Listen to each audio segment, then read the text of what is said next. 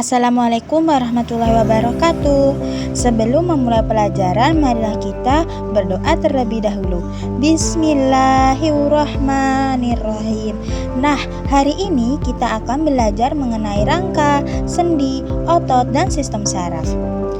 Kita akan belajar bagaimana sih tubuh kita dapat bergerak dan apa saja peran sistem saraf dan sistem gerak dalam mobilitas tubuh. Di sini ada 3 kompetensi dasar. Yang pertama, peserta didik harus memiliki pemahaman terkait fungsi rangka manusia dan strukturnya, kemudian memahami faktor-faktor yang mempengaruhi kesehatan rangka dan otot, serta mengetahui tentang cara otot bekerja. Yang pertama ada rangka. Rangka manusia dibagi menjadi 2, rangka aksial dan rangka apendikular. Rangka aksial berupa tengkorak, tulang belakang, dan tulang dada, sedangkan rangka apendikular terdiri dari tulang anggota gerak atas dan bawah. Kemudian ada sendi dan otot. Sendi adalah bagian anatomi yang menghubungkan 2 tulang atau lebih dalam tubuh. Otot bekerja sama dengan sendi untuk menghasilkan gerakan melalui kontraksi yang menggerakkan tulang fasilitasi gerakan. Kemudian ada fungsi sendi dan otot. Fungsi sendi menghubungkan tulang, menopang tubuh, memfasilitasi gerakan, sedangkan fungsi otot menggerakkan tulang dan menjaga stabilitas. Selanjutnya ada macam-macam otot. Yang pertama ada otot lurik, bentuknya serabut seperti serabut kabel. Kemudian ada otot jantung, bentuknya serabut dan membentuk anyaman. Yang ketiga ada otot polos, bentuknya seperti otot gelondong atau potongan-potongan kayu. Selanjutnya ada macam-macam sendi. Yang pertama ada sendi putar. Sendi putar yaitu sendi yang memungkinkan satu tulang dapat melakukan putaran terhadap tulang lain. Contohnya yang terdapat pada tulang leher dan tengkorak, seperti saat kalian memutarkan kepala. Yang kedua ada sendi geser. Sendi geser yaitu sendi yang memungkinkan pergerakan tulang yang menggeser tulang yang lain. Contohnya sendi yang menghubungkan tulang-tulang di pergelangan tangan dan sendi pada ruas tulang belakang. Yang ketiga ada sendi gulung. Sendi gulung yaitu sendi yang mempunyai gerakan 2 arah, bisa dari depan, belakang. Selanjutnya ada sendi pelana. Sendi pelana adalah sendi yang dapat memberikan gerakan 2 arah. Contohnya sendi penghubung tulang pergelangan tangan dengan pangkal dari tulang ibu jari. Ada sendi engsel. Sendi engsel yaitu sendi yang memungkinkan tulang bergerak menyerupai gerakan pintu dan bersifat satu arah, hanya dapat diluruskan atau ditekuk. Contohnya sendi pada lutut dan siku-siku. Dan yang terakhir ada sendi peluru. Sendi peluru adalah jenis sendi yang berbentuk seperti peluru. Sendi peluru memungkinkan bagian tubuh kita bergerak ke segala arah dan memutar.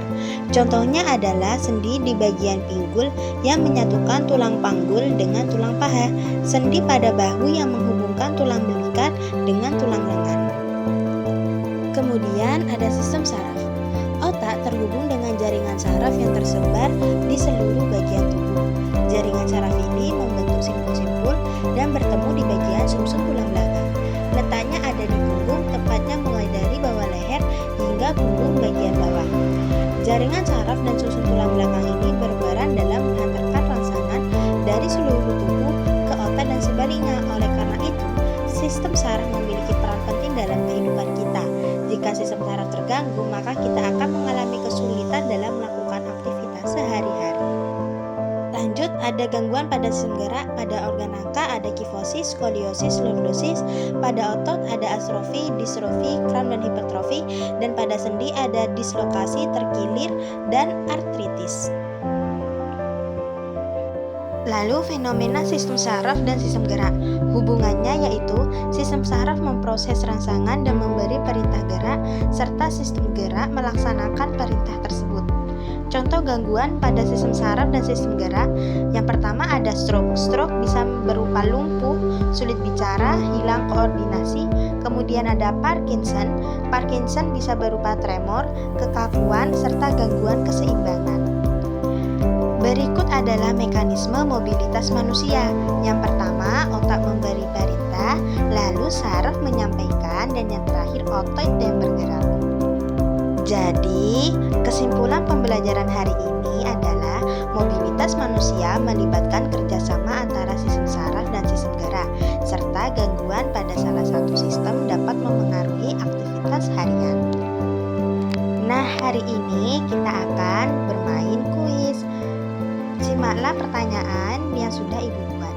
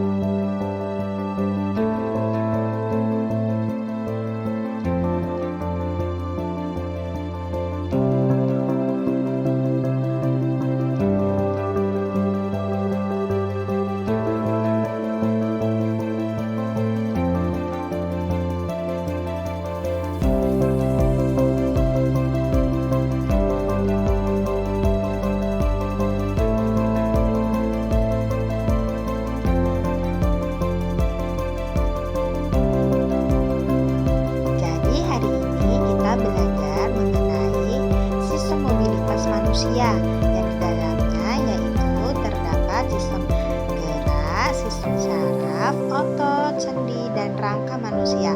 Sebelum mengakhiri pembelajaran, marilah kita berdoa terlebih dahulu. Alhamdulillahirabbil alamin. Sekian dari Ibu. Assalamualaikum warahmatullahi wabarakatuh.